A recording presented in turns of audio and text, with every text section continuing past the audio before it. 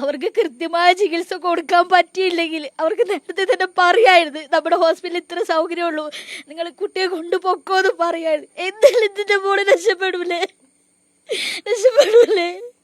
നമ്മൾ എവിടെയെങ്കിലും കൊണ്ടുപോയി കാണിച്ചതിനെ തിരിച്ചു കൊണ്ടുവരുമല്ലേ? വരൂലേ? ഇത്രയും കുട്ടികളുടെ കൂടെ കളിച്ചാൽ കൂടെ ഒരേ ഒരു പെൺകുട്ടിയാ, ഒരേ ഒരു മോളെന്റെ മോള് പോയില്ലേ? ഞാൻ നടത്തിക്കൊണ്ട് എന്റെ മോളെ വെള്ളം പൊതി തന്നില്ലേ? അതായത് ഈ കുട്ടിക്ക് അമീബിക് മസ്തിഷ്ക ജ്വരമാണ് എന്നുള്ളത് കണ്ടെത്തിയിട്ടുണ്ടായിരുന്നു. അതോടൊപ്പം തന്നെ ഈ കുട്ടി കുളിക്കാൻ പോയ കുളത്തിന്റെ സാമ്പിളൊക്കെ ഇന്ന് ശേഖരിക്കും. അതിൽ ആണോ രോഗത്തിന്റെ ഉറവിടം എന്നുൾപ്പെടെയുള്ള കാര്യങ്ങളൊക്കെ കണ്ടെത്തേണ്ടതുണ്ട്. അത് ഒരു വഴിക്ക് നടക്കുന്നുണ്ട്. പക്ഷേ ഈ കുടുംബം ഗുരുതരമായ ഒരു ആരോപണം ആദ്യം ചികിത്സിച്ച താമരശ്ശേരി താലൂക്ക് ആശുപത്രിക്കെതിരെ ഉന്നയിക്കുന്നുണ്ട്. അതായത് 2 ദിവസം മുൻപാണ് ഈ കുട്ടിയെയും ഇവിടേക്ക് പനി ബാധിച്ച് കൊണ്ടുപോകുന്നത്. പക്ഷേ ഈ കുട്ടിക്ക് അവിടെ കാര്യമായ ചികിത്സകളൊന്നും തന്നെ നൽകിയിട്ടില്ല. ഈ കുടുംബം ഇപ്പോഴും പറയുന്നത് അവിടെ നിന്നും കൃത്യമായ ഒരു ചികിത്സ ലഭിച്ചിരുന്നുവെങ്കിൽ തന്റെ മകളെ രക്ഷിക്കാമായിരുന്നു എന്നുള്ളതാണ്. ഇപ്പോൾ അനയുടെ അമ്മ നമുക്കൊപ്പം ചേരുന്നുണ്ട്. വല്ലാത്തൊരു സാഹചര്യത്തിലാണെങ്കിൽ പോലും ആശുപത്രിയിൽ നിന്നും നേരിടേണ്ടി വന്ന ദുരനുഭവം അവർക്ക് വലിയ മാനസിക വിഷമം ഉണ്ടാക്കിയിട്ടുണ്ട്. ഞാൻ നേരത്തെ പറഞ്ഞതുപോലെ താലൂക്ക് ആശുപത്രിക്കെതിരെ ഗുരുതരമായ ആരോപണങ്ങളാണ് ഉന്നയിച്ചത്. എന്താണ് സംഭവിച്ചത്? ഞാൻ രാവിലെ 10 മണിക്ക് ഇവിടുന്ന് നടത്തിക്കൊണ്ട് പോയ മോളെ, എൻ്റെ മോള് 3 മണിയാവുന്നത്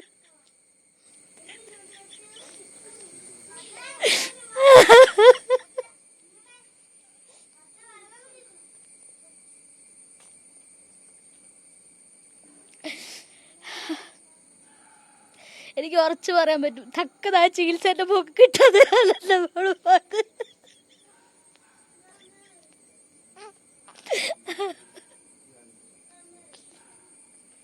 ഡോക്ടർമാരെ കൃത്യമായി ചികിത്സ നൽകിയില്ലായിരുന്നോ?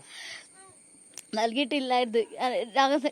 രാവിലെ 10 മണിക്ക് പോയ കുട്ടീനെ അവർ ടെസ്റ്റ് ചെയ്ത്, ഞാൻ പനി ഛർദി എന്ന് പറഞ്ഞിട്ടാണ് കൊണ്ടുപോയത്. എൻ്റെ കുട്ടിയെ പനിയുണ്ട്, ഛർദിണ്ട്, കുട്ടി ശരീരം തളരുന്നുണ്ട്, ഒന്ന് ശ്രദ്ധിക്കണം എന്ന് പറഞ്ഞിട്ടാണ് കൊണ്ടുപോയത്. രാവിലെ ഞാൻ ജനറൽ ഒ പിയിൽ കാണിച്ചപ്പോൾ അവിടുത്തെ ഡോക്ടർ എന്നോട് പറഞ്ഞത്, കുട്ടിക്ക് ഛർദി ഉണ്ടെങ്കിൽ നിങ്ങൾ ഛർദിക്ക് നാവിൻ്റെ അടി വെക്കാനുള്ളൊരു സ്റ്റിക്കർ തരാം, അത് വെച്ചിട്ട് കുട്ടിയുടെ ഛർദി കുറഞ്ഞതിന് ശേഷം നിങ്ങൾക്ക് ടെസ്റ്റ് എഴുതിയിട്ടുണ്ട്, ടെസ്റ്റിൻ്റെ റിസൾട്ടും കാണിച്ചിട്ട് മരുന്ന് തരാമെന്നാണ് പറഞ്ഞത് എൻ്റെ അടുത്ത്.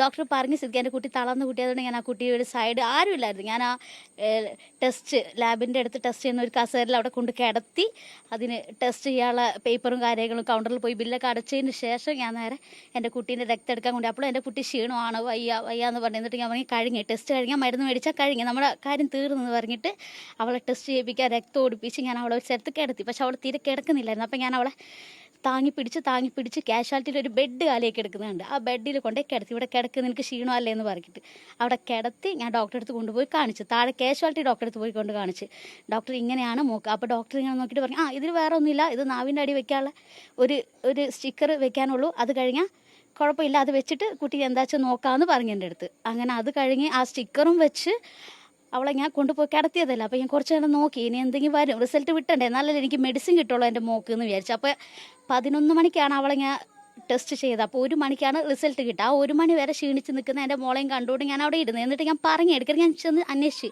ഇനി ഇവക്ക് ഗ്ലൂക്കോസ് കയറ്റേണ്ടി വരുമോ, ഇങ്ങനെ തളരുന്നുണ്ടല്ലോ കുട്ടി, ഗ്ലൂക്കോസ് കയറ്റേണ്ടതെന്ന് ചോദിച്ചു. അപ്പോൾ അതിനൊന്നും ആവശ്യം വരില്ല, അവിടെ കിടക്കട്ടെ, കുട്ടിക്ക് ക്ഷീണമായിരിക്കും, അവൾ ഉറങ്ങാണെങ്കിൽ ഉറങ്ങിക്കോട്ടെ എന്ന് പറഞ്ഞു.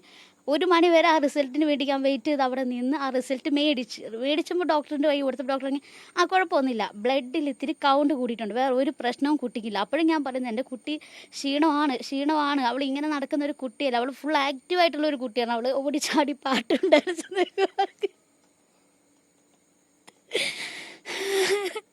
അവളിങ്ങനെ തളർന്നിട്ട് ഞാൻ കണ്ടിട്ടേ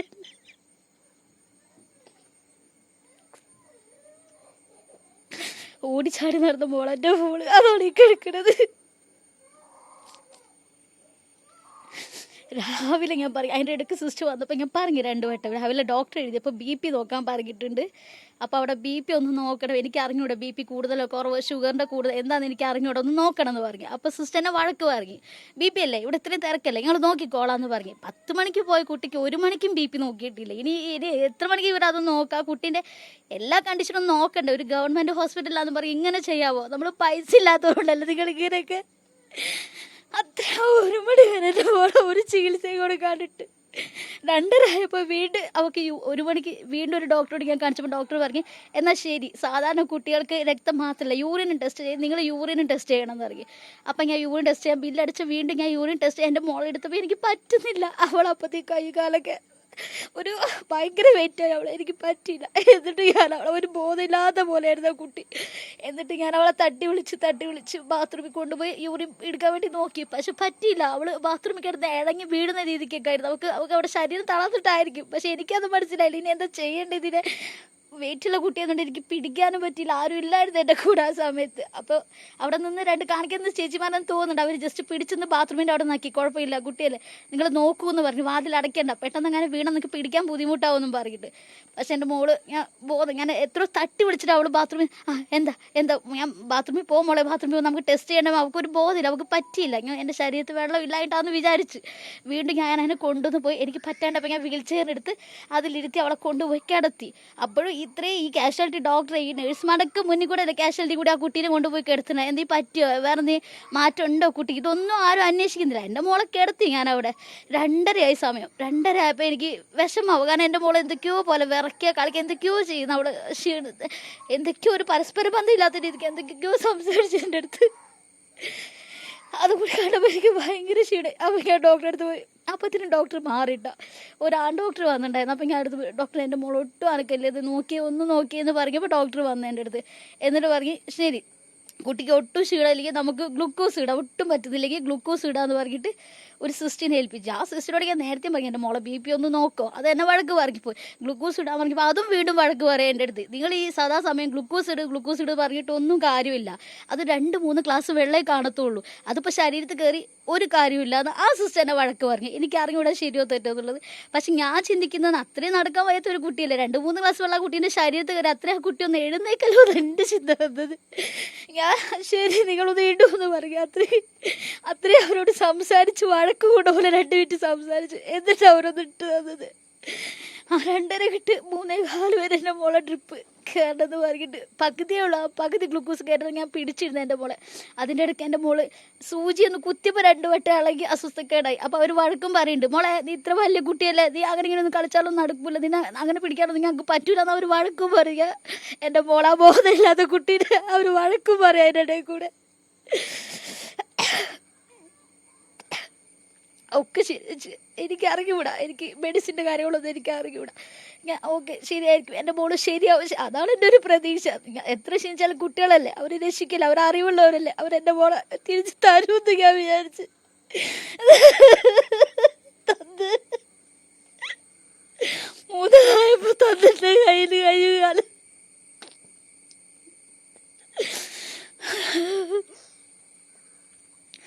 2:15 3 വരെ എൻ്റെ കുട്ടി അവിടെ അവസ്ഥയൊക്കെ ഉണ്ട്.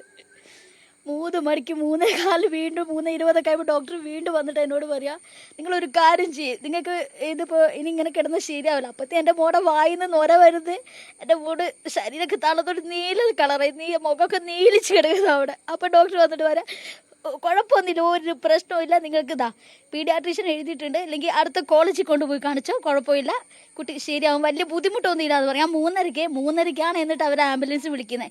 അത്രയും നേരം അവിടെ കിടന്നു. അപ്പോഴത്തെ എൻ്റെ മോളെ അവസ്ഥ നിങ്ങൾ ചിന്തിക്കണം. വായിന്ന് നോരയും വന്ന് നീല കളർ, കുട്ടിയുടെ ശരീരം മൊത്തം ഉറക്കി കിടന്നുണ്ട്. എനിക്ക് പിടിക്കുമ്പോൾ തന്നെ അനുഭവപ്പെടുന്നുണ്ട്, കൈയും കാലൊക്കെ ഉറച്ച് ഒരു വല്ലാത്തൊരവസ്ഥ കുട്ടിയുടേത്. എനിക്ക് അറിഞ്ഞൂടാ അത് എന്താന്നുള്ളത്, എനിക്ക് അറിഞ്ഞൂടാ, ഇപ്പോഴും എനിക്ക് മനസ്സിലാവുന്നില്ല എന്താ കുട്ടിയുടെ ശരീരം അങ്ങനെ നിൽക്കണമെന്നുള്ളത്. അവർ പറഞ്ഞ അടിസ്ഥാനത്തിൽ 3:30 ഞാൻ വിളിച്ച് പറഞ്ഞ് ആംബുലൻസ് വരും എന്ന് പറഞ്ഞ് അവരൊരു ആംബുലൻസ് ഏർപ്പാടാക്കി തരാമെന്ന് പറഞ്ഞു കോളേജിലേക്ക്. 3:30 ഞാനുണ്ട് കൊണ്ടുപോയത് എൻ്റെ മോളെ അവിടുന്ന്. 3:30 വിളിച്ചിട്ട് ആംബുലൻസ് വന്ന് 3:45 4 മണി ആവാൻ നേരത്താണ് ആംബുലൻസ് എത്തിയത് അവിടേക്ക്. എൻ്റെ മോളെയും കൊണ്ട് ഞാൻ ആംബുലൻസ് കയറുമ്പോൾ ഞാൻ സിസ്റ്ററിനോട് ചോദിച്ചു, സിസ്റ്റർ ഇനി എന്താണ്, എനിക്ക് ടെൻഷൻ വരുന്നുണ്ട്, എൻ്റെ കണ്ണിൽ നിന്നൊക്കെ നന്നായിട്ട് വെള്ളം വരുന്നുണ്ട്. അപ്പോൾ ആ സിസ്റ്റർ എന്നോട് വീണ്ടും പറയും, ഒരു കുഴപ്പമില്ല, ഇതൊക്കെ സാധാരണ, ഇതൊന്നും കുഴപ്പമില്ല വിഷയങ്ങളല്ല, ഒക്കെ ശരിയാവും, നിങ്ങൾ പേടിക്കേണ്ട ആവശ്യമൊന്നും ഇല്ലാന്ന്.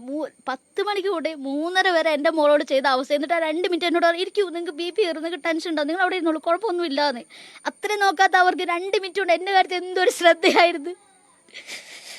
4 മണിയായപ്പോൾ ഇവിടുന്ന് കോളേജിലേക്ക് പോയിക്കോളാം പോയി കോളേജിലെത്താൻ തുടങ്ങി. പകുതി ആംബുലൻസിൽ നിന്ന് അവിടെ ആംബുലൻസിലുണ്ടായ സിസ്റ്റർ എൻ്റെ അടുത്ത് പറഞ്ഞു, മോളെ ഇത് ഭയങ്കര അവസ്ഥ കുറച്ച് കഷ്ടമാണ് മോളെ, പൾസ് ഉണ്ടോ നോക്കുക. എനിക്കാണെങ്കിൽ അത് അറിഞ്ഞൂല എങ്ങനെ പൾസ് നോക്കേണ്ടതെന്നൊക്കെ. ആ ചേച്ചി തന്ന ഒരു മെഷീനിൽ കൈവിരലിൽ വെച്ച് ഞാൻ നമ്പർ നോക്കിയപ്പോൾ എന്നോട് പറഞ്ഞു, ഞാൻ നമ്പർ കാണുന്നുണ്ടോ ചോദിച്ചു. ഞാൻ ആ ശരിയാ നമ്പർ ഉണ്ട് എന്ന് പറയും.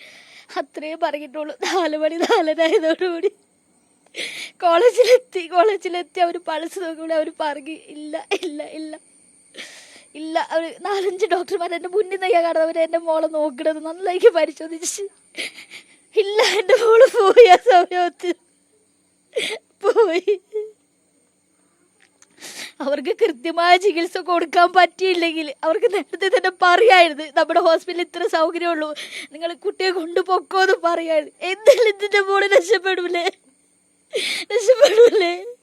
നമ്മൾ എവിടെയെങ്കിലും കൊണ്ടുപോയി കാണിച്ചതിനെ തിരിച്ചു കൊണ്ടുവരുമല്ലേ? ഇത്രയും കുട്ടികളെ കൂടെ കളിച്ചാൽ ഒരേ ഒരു പെൺകുട്ടിയാ, ഒരേ ഒരു മോള് പോയില്ലേ. ഞാൻ നടത്തിക്കൊണ്ട് എൻ്റെ മോളെ വെള്ളം പൊതി തന്നില്ലേ വെള്ളം പൊതിയിട്ട്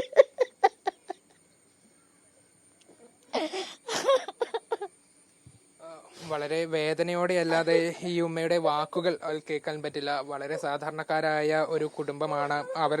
ഒരു പനി ബാധിച്ചപ്പോൾ പണത്തിന്റെ ബുദ്ധിമുട്ട് കൊണ്ടാണ് സർക്കാർ ആശുപത്രിയെ ആശ്രയിക്കുകയും ചെയ്തത്, താലൂക്ക് ആശുപത്രിയെ. പക്ഷേ ഇവിടെ നിന്നും കാര്യമായ ചികിത്സയൊന്നും തന്നെയും ഈ കുട്ടിക്ക് കിട്ടിയില്ല എന്നുള്ളതാണ്. ഒരു മകളെയാണ് ഈ ഉമ്മയ്ക്ക് നഷ്ടപ്പെട്ടത്. ഒരു പക്ഷേ ഈ ആശുപത്രിയിൽ നിന്നും നേരത്തെ തന്നെ മെഡിക്കൽ കോളേജിലേക്ക് കൊണ്ടുപോകാൻ ആവശ്യപ്പെടുകയോ അല്ലെങ്കിൽ കൃത്യമായൊരു നിരീക്ഷണം നൽകുകയോ ചെയ്തിരുന്നുവെങ്കിൽ ഈ മകൾ ഈ ഉമ്മയ്ക്കൊപ്പം ഉണ്ടാകുമായിരുന്നു എന്നുള്ളതാണ് ഇവർ ആവർത്തിച്ച് പറയുന്നത്.